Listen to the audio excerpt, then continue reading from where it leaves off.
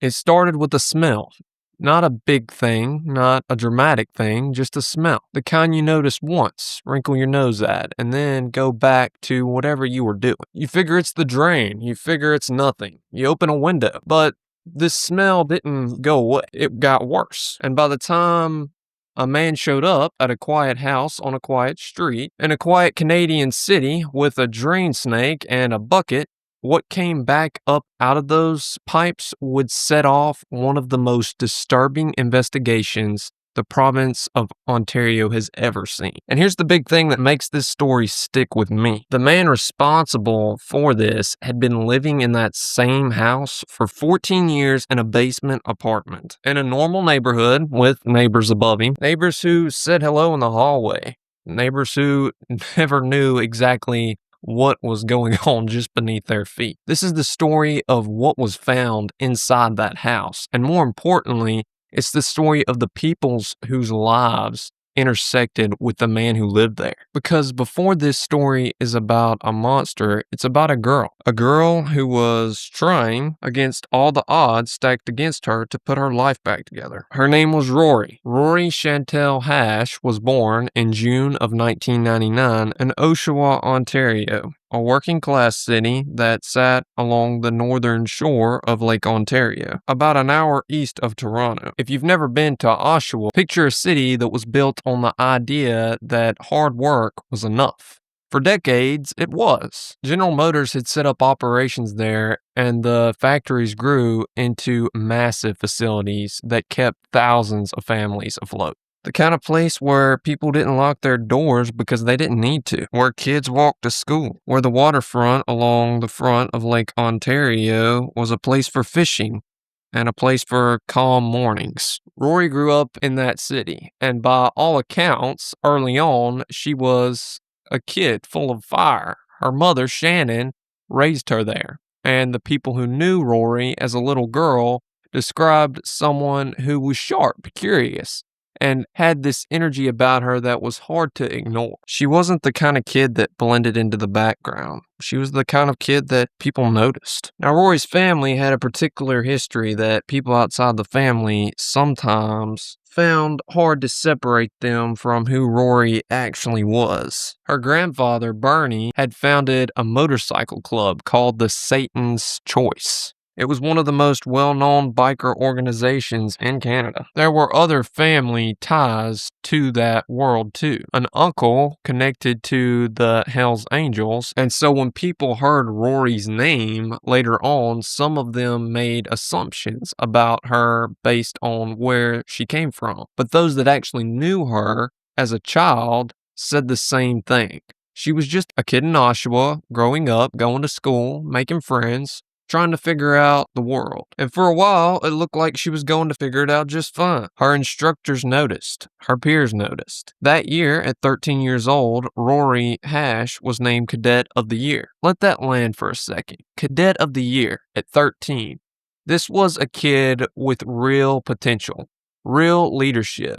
Teachers saw it. People around her saw it. But somewhere around that same time, something else entered her life. Drugs. Nobody could say exactly when it started or who introduced them. That's how it usually goes. It usually starts quietly. One bad decision in a moment when you're young and you don't understand what doors you are opening. And then the door is open. And it's a lot harder to close than to open. For Rory, addiction took root fast. And once it did, it began pulling everything apart. The arguments at home got worse. She started disappearing for days at a time, leaving her mother, Shannon, terrified and completely helpless on the other side of a phone that wasn't actually ringing. Eventually, to fund her habit and survive those stretches, Rory turned to work. Shannon never stopped trying to pull her back. She sought help, made calls, reached out to programs, did everything a mother does when she's watching her child slide somewhere she can't follow. And there were moments, real moments, where it seemed like it might be working because Rory kept trying to. That's the part of her story that gets lost sometimes. She never stopped trying. She wasn't someone who gave up. She was fighting, something that fights back. By 2017, there were signs, real tangible signs, that the tide was turning. Rory had gotten her own apartment. Think about what that means to someone who had been living in chaos. A place of her own. A place to put a key in a door and lock it. That was something. She'd enrolled in courses to finish her high school diploma. She was seeing a man named Tony. Her family was in her life again. And then one day, Rory pulled her Aunt Michelle aside and told her something that she was still processing herself. She thought she might be pregnant. The two of them went out together and bought a test. They came home, they waited, positive. And here's where Rory surprised everybody, because the reaction that you might suspect didn't happen. Fear, panic, overwhelm wasn't what they got. Rory looked at the test and she decided she wanted to keep the baby. She decided in that moment that this was something worth building toward. For the first time in a long time, Shannon, her mother, had real hope for her daughter. And then the universe seemed to push back. Not long after Rory learned she was pregnant, a fire broke out at her mother's house. It spread really fast. One of the family's dogs didn't even make it. Shannon was hurt badly enough that she had to be taken to the hospital. For Rory, who had just started to feel like solid ground was forming beneath her feet, watching her mother injured and burned, their home burned to the ground, was another blow into her life that had already taken so many. But she kept going until the morning of August 29th, 2017, the day Rory began experiencing what people around her describe as a mental episode. Something had triggered that nobody could say exactly what. But her distress was visible enough that a family friend and the friend's mother decided the right thing to do was to take her to the hospital. So they drove her there. They walked her into the hospital. They sat with her for a little while in the waiting room. But hospitals can be slow. You know how it is. You sit and you wait, and eventually you think, she's in good hands. They'll call her name soon. She'll be okay. So they stepped away for a bit. And then when they came back, Rory was gone. Security cameras caught her in the hallway. She was walking around towards the exit. She pushed through the door and stepped outside. And the brief piece of footage, a young woman walking out of a hospital, would become one of the most important pieces of evidence investigators would later have about Rory's final moments. Because after that, no one who cared about her could say where she went. At first, her absence didn't trigger immediate alarm because Rory had gone quiet before. She had disappeared for a few days at a time and then resurfaced. And people who loved her that learned to brace themselves through the stretches. But this felt different. Her guidance counselor at school noticed she hadn't come back to class. Shannon noticed that she wasn't calling. A missing persons report was filed and police began to search. Officers reacted to her last known movements, pulled that information that they could, and reached out to their contacts. Days passed, then a week, then two.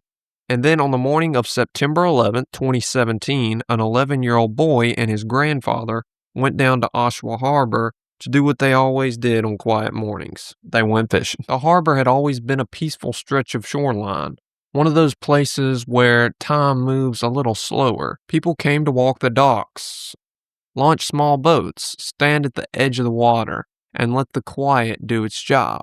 The boy and his grandfather stood at the edge with their lines in the water, and then they saw something begin to drift towards them. At first, just an object on the surface, debris floated into the harbor sometimes, pieces of wood, garbage carried in from the lake. Neither one of them thought much about it at first, but as the object came closer, the shape started to look wrong. The boy would later say that at first he thought it might be a dead animal. It wasn't. Floating in the water of Oshawa Harbor was the torso of a young woman. No arms, no legs, no head, just that torso. Investigators faced an almost impossible identification challenge. Without the victim's face or fingerprints, the usual tools weren't going to work here. What they had was a body and almost nothing else. For weeks, the identity of the young woman remained unknown. Missing persons reports were cross-referenced, Forensic specialists went to work with what they had, and eventually DNA testing produced a match. The victim was 18 years old. She had last been seen leaving a hospital in Oshawa approximately 2 weeks before the discovery. Her name was Rory Chantel Hash. Shannon got the call, and what do you even say about that? About the moment a mother gets that call? Rory had survived so much. She had been fighting so hard. She was pregnant with a child.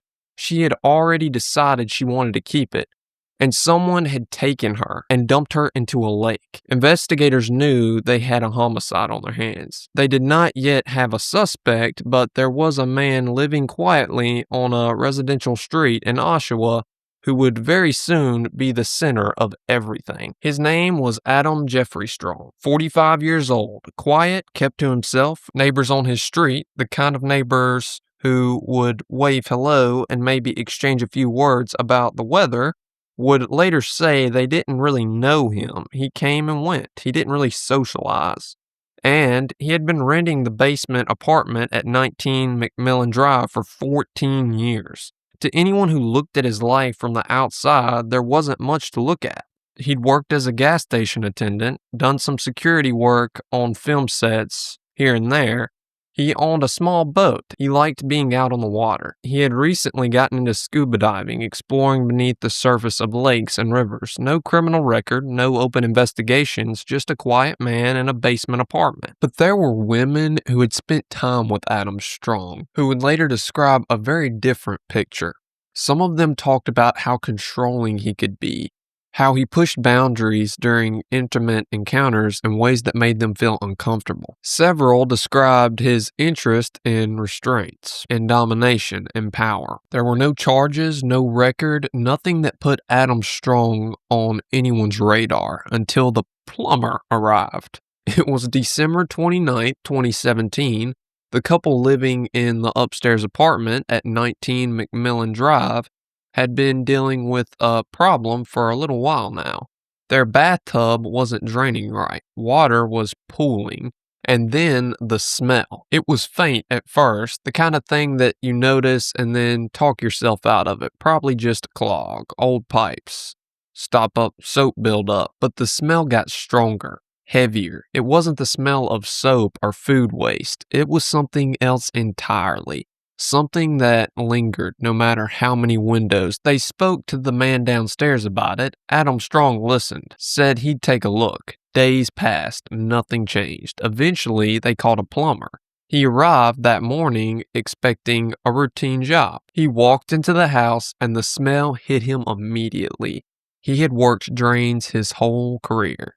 This wasn't a soap clog. He knew it before he even opened up his toolbox. Still, he got to work. He pulled the drain cover. He fed the snake down the pipe, long metal cable spiraling down into the dark. Adam Strong stayed nearby the whole time, pacing, watching, asking how long it might take, how deep the blockage was. The plumber noticed the nervous energy and filed it away. The snake caught something. He started to pull back. Hair came up first. Then something else. Fragments of bones, small pieces wrapped in the cable. Then tissue, flesh. He kept pulling. The material collected in the bucket beside him. Hair, bone, flesh, more hair, more tissue. He later estimated that by the time he stopped, he had pulled somewhere between 10 and 15 pounds of organic material out of that drain line. He set down his tools, he walked outside, and he called the police. "Hi there, I'm a plumber. I'm on site for a job, and we've been pulling back probably 10 to 15 pounds of, it looks like fleshy type stuff, meat, and we've been working on it for 3 or 4 hours now. We can't get it to clear, but we keep pulling back chunks of, whatever the heck this is." Officers arrived at McMillan Drive that afternoon. They spoke with the upstairs tenants. Neither of them had any explanation for what had come out of the pipes. They mentioned the man in the basement. Officers walked downstairs. They knocked on the door. When it opened, they were standing face to face with a man who had lived in the apartment for over a decade. Before they could say much of anything before the questions even started, Adam Strong raised both his hands. He spoke calmly. "Okay, you got me. The jig is up. It's a body." He told the police, "If you want the rest of her, it's in my freezer." The smell inside the apartment hit the officers like a wall. Trash had accumulated everywhere. Piles of garbage, rotten food, empty containers, grease-stained surfaces. Narrow paths had formed through the clutter. Small corridors where someone had been pushing debris aside just enough to move from room to room, like an animal that had carved out burrows through its own waste. They moved carefully through the space. In the bathroom, they found something that stopped them cold. The toilet had been removed from its position. The plumbing was exposed, right there, open, accessible. They continued to the bedroom, and there was the freezer. Just sitting against the wall, ordinary looking, the kind of chest freezer someone might use for extra food storage. They opened it. Inside were garbage bags. Inside those bags were human remains, dismembered, separated, stored. And among the remains, investigators found a tattoo, one word inked into the skin: alive. Rory's family confirmed it immediately. That tattoo belonged to their girl.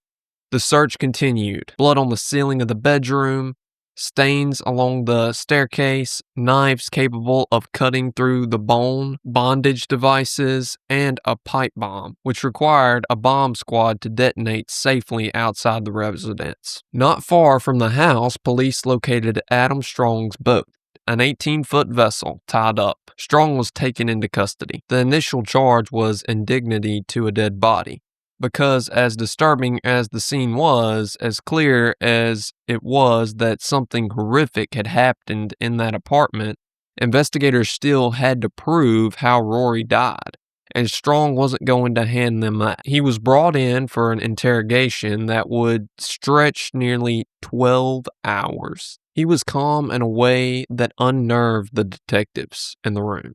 He admitted to the dismemberment, walked through it, described defrosting the remains in a bathtub of hot water over multiple sessions, confirmed he had transported the torso to Lake Ontario using his boat, admitted that he had to flush the rest through the plumbing. "I just got greedy, that's all," he said about the pipes. But he would not say that he had killed her. Carefully, deliberately, he drew a line around that admission and would not cross it. The investigators pushed, they listened, they let him talk, and then Rory showed them something they were not expecting. During the search of the apartment, officers had recovered a knife from Stacy's kitchen.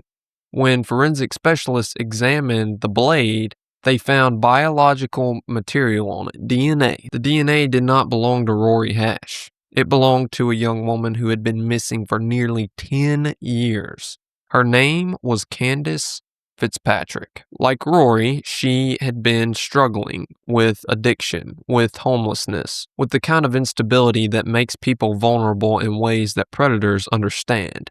The last confirmed sighting of her was in 2008, walking toward a shopping mall in Oshawa. Her father, Bill, had spent years searching for her, going through her known haunts, knocking on doors, refusing to accept the silence. But the trail had gone cold almost immediately, and her disappearance wasn't even formally reported to police until 2010, 2 years after she had been last seen. By the time her DNA turned up on a knife in a basement apartment in December 2017, Candace Fitzpatrick had been missing for nearly a decade. When investigators confronted Strong with this, he paused. And then he said something that stopped everyone in the room. "That was a procrastination issue on me," he said. "All I had to do was boil it." He meant the knife. He believed that if he had simply boiled it, he could have destroyed the evidence. He had not boiled it, and so Candace Fitzpatrick's DNA was still on the blade. And Adam Strong was now connected to two missing women, one whose remains had been found in a freezer, and one who had been missing since 2008 with no body, no scene, nothing, just DNA on a knife. But there was one more detail that investigators had noticed, one more thing that had been sitting in plain sight the whole time. Around Adam Strong's neck was a chain, Hanging from the chain were 3 rings. 2 of them were identified quickly. One belonged to Rory Hash, the other belonged to Candace Fitzpatrick. The third ring no one could identify. The investigators couldn't determine where it came from. They couldn't find the owner. They checked every avenue available to them. The third ring remained unidentified. And in a case already full of dark questions, that single piece of jewelry became the darkest question of all. Because if 2 rings belonged to 2 confirmed victims, what did the third one mean? The trial began in September of 2020 at the Ontario Superior Court of Justice. No jury. The case was heard by Justice Joseph Duca alone. Prosecutors laid out their theory clearly. Adam Strong had deliberately targeted vulnerable women whose circumstances, addictions, homelessness, made them easier to isolate, easier to control, easier to make disappear. In Rory's case, they believe the encounter may have begun as a transaction. But once she was inside the apartment, Strong had restrained her and then had killed her. Investigators believed with a hammer or a similar blunt object, striking her repeatedly in the head. Afterward, he had dismembered her over the course of days, transported her torso to the boat, stored what remained of her into the freezer, attempted to dispose of the rest through the plumbing. 5 women took the stand during the trial. Women who had been intimate with Adam Strong. Each one described the same patterns: controlling behavior, aggression, restraints, acts of being pushed beyond what they had agreed to. One had been choked. They had all eventually left. The defense did argue that Rory had died of a drug overdose while in the apartment, and that Strong had panicked and made the horrific decision about the body in the aftermath. Justice Duca listened to weeks of testimony. On March 16, 2021, he delivered his verdict. Adam Jeffrey Strong, guilty of first-degree murder in the death of Rory Chantel Hash. Guilty of manslaughter in the death of Candace Fitzpatrick. Life imprisonment, no parole, for 25 years. After the sentencing, the family spoke. Candace's sister told the court what had been taken from her sibling, all of it.